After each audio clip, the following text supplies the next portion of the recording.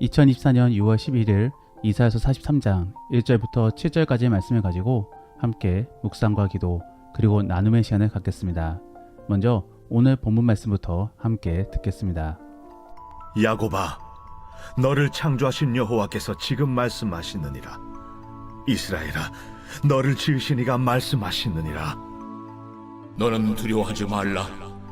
내가 너를 구속하였고 내가 너를 지명하여 불렀나니 너는 내 것이라. 네가 물 가운데로 지날 때에 내가 너와 함께 할 것이라. 강을 건널 때에 물이 너를 침몰하지 못할 것이며 네가 불 가운데로 지날 때에 타지도 아니할 것이요 불꽃이 너를 사르지도 못하리니 대저 나는 여호와 네 하나님이요 이스라엘의 거룩한 이요 내 구원자임이라. 내가 애굽을 너의 속량물로 구스와 스바를 너를 대신하여 주었노라. 네가 내 눈에 보배롭고 존귀하며 내가 너를 사랑하였은즉 내가 네 대신 사람들을 내어주며 백성들이 네 생명을 대신하리니 두려워하지 말라. 내가 너와 함께하여 네 자손을 동쪽에서부터 오게 하며 서쪽에서부터 너를 모을 것이며 내가 북쪽에게 이르기를 내놓으라. 남쪽에게 이르기를 가두어 두지 말라. 내 아들들을 먼 곳에서 이끌며 내 딸들을 땅 끝에서 오게 하며 내 이름으로 불려지는 모든 자 곧 내가 내 영광을 위하여 창조한 자를 오게 하라.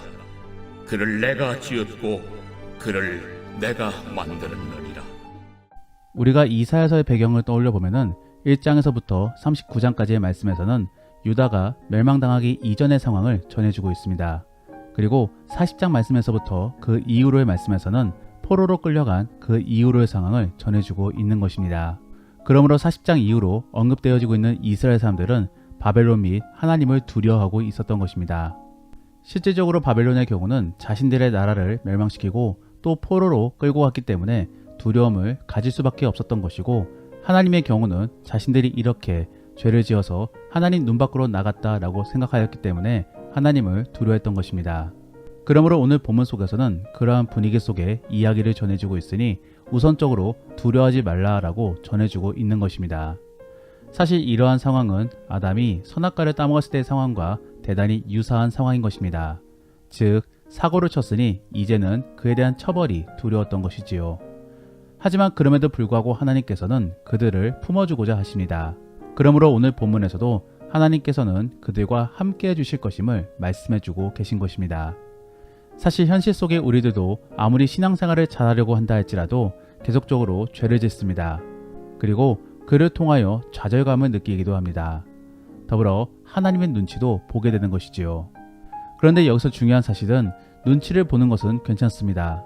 다만 도리어 그러한 눈치로 인하여서 하나님께로부터 멀어진다라고 한다면 그것이 더욱더 큰 문제인 것입니다. 그러므로 저는 오늘 본문 말씀을 통하여 하나님께서는 왜 우리의 죄를 사해 주시고 또 구원해 주려고 하시는지를 함께 생각해 보려고 합니다. 그래서 그러한 하나님의 진심을 바르게 깨닫고 더욱더 주께로 회개하며 나아갈 수 있는 그런 우리가 될 수 있기를 원합니다. 첫 번째로 하나님께서 우리를 용서해 주시고 구원해 주시는 이유는 우리를 택하여 주셨기 때문입니다. 그러므로 1절 말씀을 읽어보면은 너는 두려워하지 말라. 내가 너를 구속하였고 내가 너를 지명하여 불렀다라고 전해주고 있는 것입니다. 그러면서 2절 말씀에서는 어떠한 상황이 있다라고 할지라도 결코 내가 너희를 놓지 않을 것이다 라고도 말씀해주고 계신 것입니다. 왜 그런 것입니까? 바로 그들의 하나님이기 때문입니다. 그래서 3절 말씀에서는 대저 나는 여호와 네 하나님이요 이스라엘의 거룩한 이다 라고 말씀해주고 계신 것입니다. 이 말씀과 관련하여서 1절 말씀을 다시 한 번 더 생각해보면 하나님께서는 너희를 선택하여 불러주셨다라고 말씀해주고 계십니다. 그래서 구속이라는 단어를 사용해주고 계신 것이지요. 구속이라는 단어가 어떠한 의미인 것입니까? 과거 노예 제도가 있었던 시절에 노예를 선택하여 그에 상응하는 대가를 지불하고 자기 사람으로 삼아주는 것을 의미합니다. 그러므로 하나님께서는 수많은 노예들 중에 우리를 택하여 주시고 우리를 위하여 대가를 지불해주고 계신 것입니다. 이것을 단순히 은혜로만 생각하면 되는 것이 아닌 것입니다. 우리는 그 이후로 하나님께서 우리를 어떻게 해주시는가도 생각해봐야 되는 것입니다. 하나님께서는 이제 우리의 주님이 되어주심으로 우리를 책임져 주시는 것입니다. 그러므로 이제는 방치하여 놔두시는 것이 아니라 우리를 성장 및 생명의 길로 인도해주고 계신 것입니다. 하나님께서는 우리의 삶을 책임져 주십니다. 그러므로 우리가 죽음의 길로 나아가게끔 놔두시지 않습니다. 더불어 구원받은 대로 천국의 삶을 살 수 있게끔 하기 위하여 우리를 성화시켜주고자 노력해주고 계십니다. 그러므로 우리에게 시련 및 시험을 허락해주고 계신 것입니다. 우리가 만일 죄를 지었다라고 한다면 하나님께서는 어떻게 하시겠습니까? 만일 택하지 않는 자다라고 한다면 그냥 놔두실 것입니다. 그러므로 아무리 죄를 지어도 그에 따른 합당한 시련을 주시지 않으실 것입니다. 그래서 그렇게 해서 계속적으로 죄를 짓게끔 놔두실 것입니다. 그러므로 결국에 지옥에 가게끔 놔두시는 것이지요. 반대로 택한 사람에 한해서는 이제는 책임지기로 작정하셨고 또 그러므로 이제는 그러한 사람에 한해서는 시련을 주실 것입니다.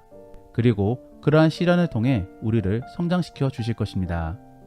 그렇게 해서 결국에 천국으로 나아갈 수 있게끔 도와주시는 것이지요. 이러한 모습이 바로 책임지기로 작정한 하나님의 모습인 것입니다. 그러므로 우리가 죄를 지었음에도 불구하고 하나님께서 우리를 포기하지 않으시는 이유는 무엇입니까? 바로 택하셨고 책임지기로 작정하셨기 때문입니다. 그러므로 사랑의 매를 든다 할지라도 결국에 우리를 바른 길로 인도해 주시며 또 선한 길로 인도해 주시는 것입니다. 이제는 그러한 하나님에 대해 생각해 보시며 주님 앞에 벌벌 떨기만 하는 것이 아니라 도리어 회개 속에서 다시 한 번 더 주님께로 나아갈 수 있기를 원합니다. 두 번째로 하나님께서 우리를 용서해 주시고 또 구원해 주시는 이유는 온전히 우리를 사랑하여 주시기 때문입니다. 그러므로 오늘 본문의 4절 말씀에서는 내가 내 눈에 보기에는 보배롭고 존귀하며 또 내가 너를 사랑하였다라고 전해주고 계신 것입니다. 즉 너무나 사랑함으로 우리를 포기하지 못하시는 것입니다. 우리가 전능하신 하나님만을 생각해보면 이렇게 죄 많은 인간들을 다 죽여버리시고 다시 새로운 인간으로 창조하면 되는 것입니다. 하지만 하나님께서는 그러하지 않으셨습니다. 끝까지 우리 인간을 책임져 주기로 작정하셨고 또 결국에 독생자 예수 그리스도를 희생시킴으로 우리를 살려주셨습니다. 그만큼 우리를 사랑하여 주고 계신 것입니다. 또한 오늘 본문의 3절 말씀을 읽어보면 뭐라고 전해주고 있습니까? 나는 내 구원자다. 나는 너를 구속하기 위하여 그에 대한 속량물로서 구스나 스바까지도 다녀오겠다라고 말씀해주고 계신 것입니다. 구스나 스바는 어디입니까? 당시의 상식상으로는 세상 끝입니다. 즉 하나님께서는 우리를 위하여 저 세상 끝까지라도 다녀오셔서 우리를 해방시켜 주겠다라고 말씀해주고 계신 것입니다. 저는 이러한 표현을 묵상해보면서 젊은 두 남녀가 서로를 바라보며 속삭이는 장면들이 떠올랐습니다. 너무나도 서로를 사랑하며 애틋하게 사랑을 고백하고 있는 것이지요. 오늘 본문 속의 하나님은 바로 이러한 눈빛으로 이스라엘을 바라보고 있는 것입니다. 그리고 오늘날의 우리들에게도 마찬가지의 눈빛을 보내주고 계신 것입니다. 더불어 하나님의 사랑은 이렇게 뜨겁기만 한 것이 아닙니다. 부모와 같은 따뜻한 사랑도 가지고 계신 것입니다. 그러므로 1절과 7절 말씀에서는 계속적으로 내가 너를 지었다 혹은 만들었다 라고 말씀해 주시며 애틋한 사랑을 보여주고 계신 것입니다. 마치 피노키오를 바라보는 제페토와 같이 말입니다. 이러한 하나님의 사랑에 대하여 여러분들이 그간 겪었던 사랑의 감정을 떠올려 보시면서 상상해 보시기를 바랍니다. 하나님께서는 결코 우리를 버리지 않으십니다. 계속적으로 우리를 사랑하여 주심으로 우리가 잘 되기를 바라고 원하십니다. 그러한 주님의 사랑을 잘 깨달아 도리어 그러한 주님을 높일 수 있는 그런 복된 그리스도인들이 될 수 있기를 원합니다. 마지막으로 하나님께서 우리를 용서해 주시고 구원해 주시는 이유는 그 하나님의 사랑과 선하심을 나타내기 위함입니다. 그러므로 그 주님의 영광을 온 세상에 나타내기 위함인 것이지요. 사실 하나님은 이미 창조주로서 영광을 받기에 합당하신 분이십니다. 그런데 만일 정해진 질서와 법에 따라서만 사람을 처리하기 원하신다라고 한다면 결코 사랑의 하나님이 아니신 것이지요. 그리고 그러한 하나님이기 때문에 우리에게 용서를 명하실 수도 없는 것입니다. 하지만 하나님께서는 그러하지 않으시고 우리를 품어주시며 또 독생자 예수 그리스도를 희생시켜 주심으로 우리에게 어떠한 사랑이 진정한 사랑인지를 몸소 보여주셨습니다. 그리고 그를 통하여 우리가 믿는 하나님이 어떠한 분이신지를 직접적으로 보여주셨습니다. 그렇기 때문에 우리는 하나님을 높여야 되는 것입니다. 다른 종교에서는 신들에 대하여 그냥 전능한 그리고 두려운 신으로서만 말하고 높이고 있습니다. 하지만 우리 기독교에서는 하나님은 전능하실 뿐만 아니라 사랑의 주님이기 때문에 높이고 있는 것입니다. 그러므로 단순히 두려움으로 주님께 예배를 드리고 있는 것이 아니라 사랑과 존경의 마음으로 주님께로 나아가고 있는 것이지요. 그러므로 우리는 그 주님을 경외하고 또 추앙하고 있는 것입니다. 오늘 본문의 말씀을 통하여 우리는 충분히 하나님이 어떠한 분이신지를 잘 알고 있습니다. 하나님은 창조주 하나님이시며 또 우리를 용서해 주시고 품어주시는 그런 사랑의 하나님이십니다. 이러한 주님에 대하여 우리는 그 주님이 좋아서 다가가고 또 높여야 되는 것입니다. 하나님은 분명 영광받기에 합당하신 분이십니다. 다만 그 영광이 단지 두려움 때문에 높이는 것이 아니라 정말로 영광을 받기에 합당하신 분이시기 때문에 우리는 그 주님께 영광을 올려야 되는 것입니다. 이게 바로 우리 기독교에서 하나님께 예배를 드리는 이유인 것입니다. 사랑하는 성도 여러분, 이제는 그 하나님의 사랑과 또 그 예수님의 공로를 떠올려 보시면서 예배의 자리로 나아가시기를 바랍니다. 그저 주일 성수라는 규칙에 억눌려 억지로 따라 나오지 마시고 이제는 그 하나님의 사랑과 예수님의 공로를 생각해 보시며 감사함으로 예배의 자리로 나아가시기를 바랍니다. 더불어 우리는 지금도 여전히 그 주님께 은혜를 받고 있습니다. 바로 성령 하나님을 통해서 말입니다. 그렇기 때문에 우리는 이렇게 주를 묵상하며 주의 뜻을 깨달을 수 있는 것입니다. 그러한 은혜들을 묵상해 보시면서 이제는 그 주님께로 자연스럽게 나아가 보시고 또 그 주님을 높여볼 수 있기를 원합니다. 말씀을 정리합니다. 오늘은 이렇게 우리가 죄인임에도 불구하고 하나님께서는 왜 우리를 용서해 주시고 또 구원해 주시는가를 함께 살펴보았습니다. 첫 번째로 하나님께서는 우리를 택하여 주시고 또 책임지기로 작정하여 주셨기 때문입니다. 그리고 우리를 너무나 사랑하여 주시기 때문입니다. 그리고 마지막으로는 하나님은 그만큼 사랑과 선하신 하나님이시기 때문에 우리를 사랑하여 주시고 용서하여 주고 계신 것입니다. 그러므로 우리는 그러한 주님을 잘 이해하여 이제는 그 주님께로 나아가야 되는 것입니다. 그리고 그 주님을 높여야 되는 것입니다.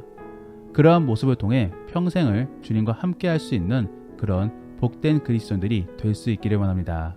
기도하겠습니다. 우리가 오늘 말씀을 생각하며 함께 기도하기 원하는 것은 하나님, 우리가 주님을 오해하지 않게 하시고 그 주님의 사랑을 잘 이해함으로 더욱더 주님께 나아갈 수 있게 하여 주옵소서. 그리고 그 주님의 사랑을 이용하여 변덕을 부리지 않게 도와주시고 이제는 온전히 그 주님만을 붙잡을 수 있는 그런 믿음의 그리스도인들이 될 수 있게 하여 주옵소서 라고 함께 기도하겠습니다. 더불어 오늘 본문 말씀을 가지고 믿음의 나눔이나 혹은 가정 예배를 드리신다 라고 한다면 내 안에 가졌던 사랑의 뜨거운 마음들을 떠올려 보시며 하나님의 입장에서는 우리를 어떻게 사랑하여 주실까를 한번 나누어 보시기를 바랍니다. 그러면 이제 주님과 함께 깊은 나눔의 시간을 갖겠습니다. 오늘 하루도 주 안에서 승리하시기를 원합니다.